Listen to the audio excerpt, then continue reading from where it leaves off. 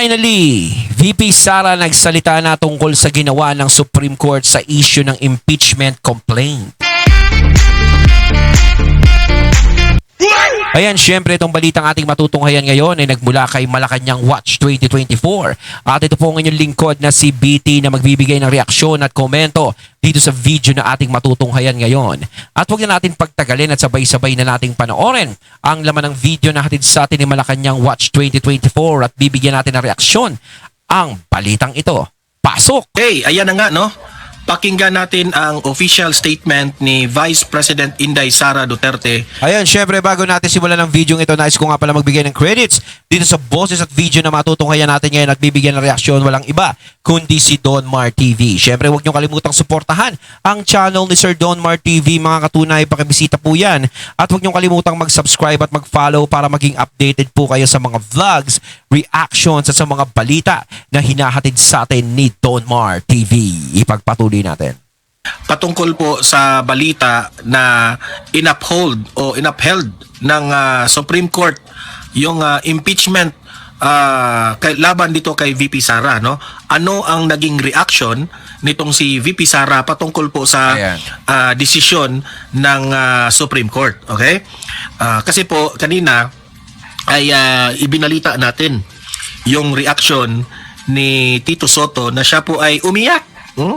Iyakin yun eh. Okay? So ngayon, pakinggan natin si VP Sara. Okay? At tayo po ay magre-react sa video na ito kung ano man ang maging sa susunod na hakbang na gagawin ni VP Sara after the ruling of the Supreme Court. Okay? Without further ado, please help me welcome Vice President Inday Sara Duterte. Ayan. Good afternoon, Vice President Inday Sara Duterte. Ma'am, kamusta po kayo today? Okay lang ako today at nagtatapos lahat ng mga kababayan natin na nandito ngayon sa Duterte Street sa Den Haag at sa mga kababayan natin online na sumusunod araw-araw sa pagbibigay suporta kay dating Pangulong Rodrigo Duterte. VP Inday, first of all, on behalf of the Filipino community supporting you all over the world, congratulations for winning your case against the impeachment complaint filed against you. Yes. Unang pasalamat ko sa Diyos, sa ginuura na tanan, saka na ako na tanan sa Ginoo. Pangalawa, Actually, no? Diyan ako believe kay VP Sara, no? Kahit nanalo siya dito sa impeachment complaint na ito, very humble pa rin, no? Kasi kapag ibang politician ito, mayabang na. Ito Vice President pa ito. Nanalo siya dito sa impeachment complaint na ito pero hindi pa rin nagmamayabang. Ang una niyang binanggit ay Panginoon. Okay? Ayan, VP Sara. Hindi, talaga naman tayo, nasasanay naman tayo kay VP Sara na kahit kailan hindi natin nakikita ng kayabangan si VP Sara. Ang nakikita lang natin kay VP Sara is stay humble pa rin. At syempre, hindi naman talaga mawawala na makikita rin natin kay VP Sara ang tatak ng isang Duterte, yung pagiging matapang. Diba? Ikaw talaga yung gusto ng taong bayan kasi meron kang ganyan na mga gawain, no? Inuna talaga yung Panginoon. Wala kung si Bongbong Marcos pa ito, wala na. Mayabang na ito, di ba? ang salamat ko ay sa mga abogado na nagtulong-tulong para questionin yung pag-abuso ng proseso ng impeachment ng House of Representatives. At pangatlo ay yung pasalamat ko sa lahat ng mga kababayan na patuloy na naniniwala at nagtitiwala sa akin. Ma'am, alam ba ni former President na nanalo ka sa kaso mo? Hindi ko binabanggit sa kanya yung mga tabahin sa kuha ba? Okay. Hindi ko binabanggit sa kanya na may nag-file ng isang impeachment, second impeachment, third impeachment. Nabanggit ko isang beses, kaso hindi ko lang alam kung naintindihan niya na kapatid yun sa impeachment, questioning na impeachment. Kasi isa siya sa mga abogado doon. Maalala niyo, isa si President Duterte sa mga pumirma doon sa petisyon na sa Supreme Court. Noon, matagal na yun, banggit ko. Kanina, hindi ko na binanggit sa kanya yung denial ng motion for reconsideration doon sa kaso dahil ayoko na pag-usapan yung impeachment. Hindi, sa totoo lang talaga, tama din yung ginagawa ni VP Sara na hindi niya na binabanggit kay Tatay Digong. Siyempre, kumbaga, hindi niya na binibigyan ng alalahanin eh. Siyempre, si Tatay Digong, alam naman natin kung nasaan siya. At isa pa, siyempre, alam natin napakarami ng problema, mabigat na yung ano ni Tatay Digong. 'Di ba? Kumbaga, ayaw na nating dagdagan pa, ayaw na nilang dagdagan pa. Mas maganda na yung nagre-relax na si Tatay Digong na hindi niya na masyadong nalalaman kung ano yung nagiging problema kay VP Sara. Wala naman talagang problema kay VP Sara eh. Ang problema lang talaga yung mga taong gustong magtanggal kay VP Sara. Sila yung gumagawa ng problema. So, syempre, kumbaga, hindi na sinasabi ni VP Sara para si Tatay Digong hindi na ma-stress at hindi na madagdag sa isipin ni Tatay Digong. Siyempre, kumbaga, madadagdag pa sa isipin ni Tatay Digong yan eh. Pero siyempre, kung maganda rin yung balita na na-deny, unimpeachable siya, masasabi niya na gano'n, hindi siya may impeach. Pero mas maganda na rin na hindi na lang sabihin para si Tatay Digong ang pag-iisip relax pa rin. Kumbaga, focus na lang siya doon kung ano yung dapat nang ipaglaban, 'di ba? Dapat kung ano yung goal na makalabas siya, doon na lang muna. 'Di ba? Doon na lang muna itutok. Mabuting pag-usapan na yung mga ibang bagay na mas may relevance Yes. sa buhay natin at sa bayan kaysa yung sa impeachment. Si Dylan siguro magtanong, ma'am, kasi may follow-up sana ako. Sa impeachment. Hindi ko binanggit sa kanya. Okay. Oo. How about, ma'am, knowing that dismiss with finality naman yung motion for reconsideration, are you prepared for the seemingly obvious effort of your detractors come after February 6 to file another impeachment complaint against you? Yes. Yung mga lawyers, they've been preparing, or they were hired as early as fourth quarter of 2023, the moment that one of the members of the House of Representatives announced that they will file a case against me. At nakumpirma ko yun sa loob ng opisina noon ng speaker noon. Kaya meron na kaagad mga abogado noong panahon na yun. At hanggang ngayon, tutuloy-tuloy pa naman yung mga abogado and legal team. And nung nakaraang taon, bago mag-Christmas break, ay napag-usapan din namin yung panahanda sa impeachment. Hindi lang ngayong taon na ito, dahil sigurado kapag hindi sila nakapag-file ngayong taon, susunod na taon at hanggang matapos ang aking termino ay ganun ang gagawin nila. Makapal sila ng kaso, impeachment manhuli. Ma'am, may Kumbaga mga question parang kayo. hindi na talaga siya titigilan.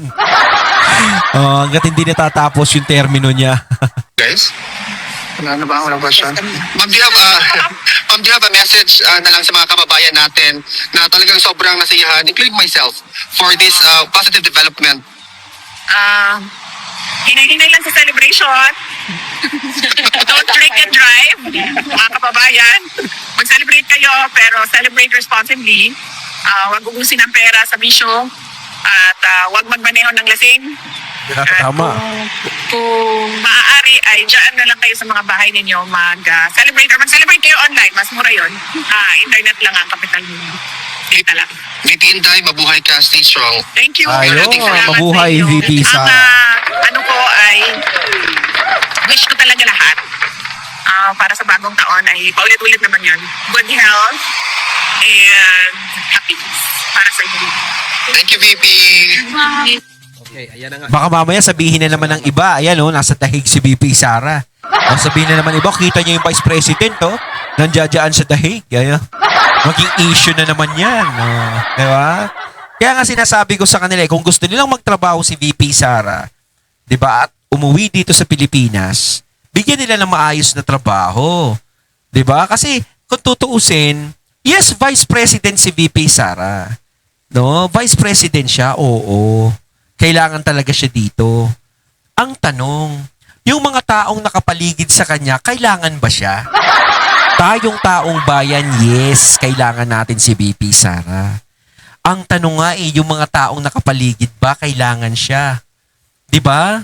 Kaya sila etos ng etos na, kita nyo yan, nandiyan lang sa ibang bansa, samantalang hindi nagtatrabaho dito sa Pilipinas. 'Di ba? Pinapasweldo ng taong bayan tapos ganyan. Ang problema nga, yes, pinapasweldo natin taong bayan, si BP Sara. Kaso, hindi siya yung ayaw magtrabaho. Siya ang ayaw bigyan ng trabaho. 'Di ba? Ayaw bigyan ng trabaho ng gobyerno. O sabihin meron naman mga proyekto yung Vice President, dapat mag-ano siya. Paano nga siya makakakilos? Kulang ang pondo. 'Di ba? O kapag kikilos siya, ano? Sasabihin, pa-star, epal, nagpapalapad ng papel. Sasabihin, ayan na, kumikilos na si Sara Duterte, oh, kasi mag-i-eleksyon na, nagpapalakas na sa tao. Diba? Ganun yung mga paulit-ulit na sasabihin nila. Diba? Gumawa man si BP Sara o hindi siya gumawa, masama pa rin ang tingin nila.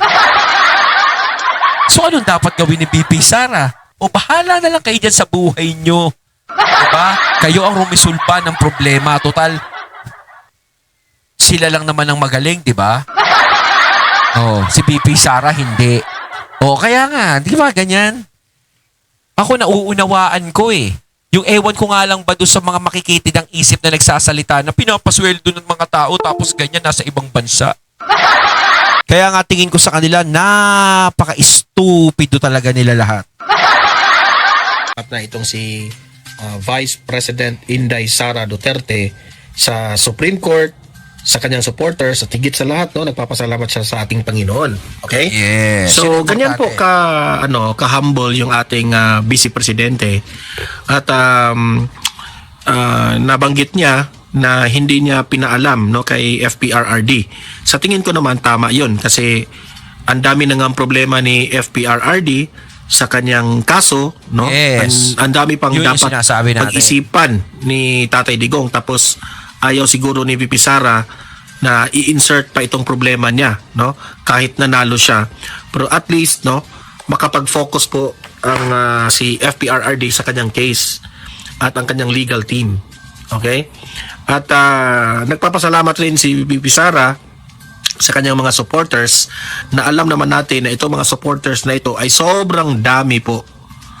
Kaya ang maipapayo ko lang kay VP Sara is mag-ingat po siya, no? Huwag maging kumpiyansa, Yes. especially yung buhay mo, kasi halos lahat ng mga nangyayari sa iyo ngayon, VP Sara, ay positive at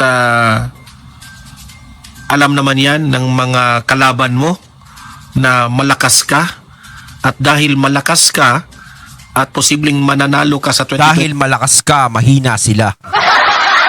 2028 election, baka may gawin silang hindi maganda. Kaya nga, yan tama yung sinasabi ni Sir Donmar na hindi dapat maging kumpiyansa. Kahit yung mga tao na sumusuporta kay Sara Duterte, kay VP Sara, hindi dapat tayo makumpiyansa na yan ang naging desisyon, good na, magdiwang na, hindi pa. Hanggat hindi pa natatapos ang 2027 or dumarating sa kalahatian ng 2027, huwag munang magbunyi. 'Di ba? Kumbaga, ituring na lang natin itong isang mission accomplished na isa. Parang good news, no? Maganda na lang ganun. No, pero magbubunyi lang 'yan kapag once na si BP Sara ay makatungtong na sa 2028. Alam niyo na 'yung ibig kong sabihin. 'Di ba? Pero sa ngayon, medya-medya lang, 'di ba? Kaya sabi ni BP Sara, relax lang. Diba? Relax lang. Alam ko naman, ang dami mong mga bodyguard, pero paalala lang, VP Sara, ingatan mo yung sarili mo. Yes. Kung maalala po natin, yung kabago-bago lang na pumutok ang balita patungkol po sa isang mayor ba yun? Yung naka-bulletproof yung kanyang sasakyan na Oo. NRPG. Antindi nun. No? So if meron pong mga ganyan, Kung tutusin, napanood ko nga yun, yung mayor na yun, no, na talagang tinira ng parang rocket launcher, rocket launcher, no, rocket launcher yun, launcher. Bubulol ako. Diba? Hindi talaga nawasak yung sasakyan. Kung tutuusin, ang laki ng kikitain nung gumawa ng sasakyan na yun. Diba? Pwedeng hanapin ng mga politiko yun. Kasi kung tutuusin, kailangan ng mga politiko yung ganong katibay na sasakyan. Lalong-lalo na kung ikaw nanunungkulan sa isang magulong bayan. Yung maraming banta sa buhay mo, nako, kailangan mo talaga. Hahanapin mo yung gumawa ng sasakyan na yun. 'Di ba? Kaya yayaman yun. Na mga nangyayari ngayon sa Pilipinas, no? Kailangan po mag-double time si VP Sara na mag-ingat. Okay? Kasi alam ko naman, ang mga kalaban ng mga Duterte ay gagawin nila ang lahat para lamang sila pa rin ang mamuno sa bansang ito. Kasi booking na booking sila sa kanilang Tingin mga ko kasi parang hindi nila ganun kabilis ibibigay ang posisyon na yan kay VP Sara. Talagang dadaan pa si VP Sara dito sa butas ng karayom din eh. Di ba talagang marami siyang dadaan ng pagsubok. No? Kaya tayo hinihiling na lang natin sa sarili natin, no, sa taas na si VP Sara is malagpasan niya lahat ng pagsubok na sasalubong sa kanya. to God, especially itong flood control. Okay? Na nag left and right, front and back na ang kanilang problema dyan. Anyway, si VP Sara, hinayaan niya yan. Problema yan ng administrasyon na dapat solusyonan kasi kung hindi yan masusolusyonan ni Bongbong Marcos, automatic na yan pagka 2028. Kung sino yung oposisyon, the real opposite na mga desisyon, yun yung suportahan ng taong bayan. Okay? Oo. Ang atin lang problema is itong kakamping crowd ay gustong makapag-isa o magsanib puwersa dito sa mga loyalista. Kain tae. Ang dahilan dyan sa kanilang pagsanib puwersa sa mga loyalista ay they don't have the numbers. Kailangan po nila ng mga loyalistang Marcos para po manalo sila sa 20. Kaya nga gusto nila makipagsanib kasi talagang yung kalaban talaga nila hindi nila kaya. Kaya nga si Trililing talagang nakikiusap na sa pagsasanib, no, ng mga iba't ibang mga laban kay VP Sara para hindi manalo. Mantakin mo parang inamin na naman nila sa sarili nila na napakalakas na isang Sara Duterte at hindi nila kayang talunin ng sila lang. 28. Mag-real talk po tayo ha. Kasi sa tingin ko naman, I think by the end of the quarter, no, kung malapit na ang eleksyon, expected na yan ang mga senador at ang mga congressman, babaliktad yan lahat kay VP Sara. Babaliktad talaga yan. Malamang. Hindi pa nga umaabot Meron ang 2028 pero umuugong na ang pangalan ni VP Sara. Yan ang iisipin nyo. Okay? So ayan, napakagandang balita at pinasalamatan ni VP Sara. Ayon, at ating natunghayan ng video na nagmula kay Malacanang Watch 2024 at syempre natunghayan natin ang boses at video na yon na binigyan natin ng reaksyon na nagmula kay Don Mar TV. Kayo mga katunay, anong masasabi nyo tungkol dito? Comment lang po kayo sa comment box. So once again, I'm BT and I'm out. Peace.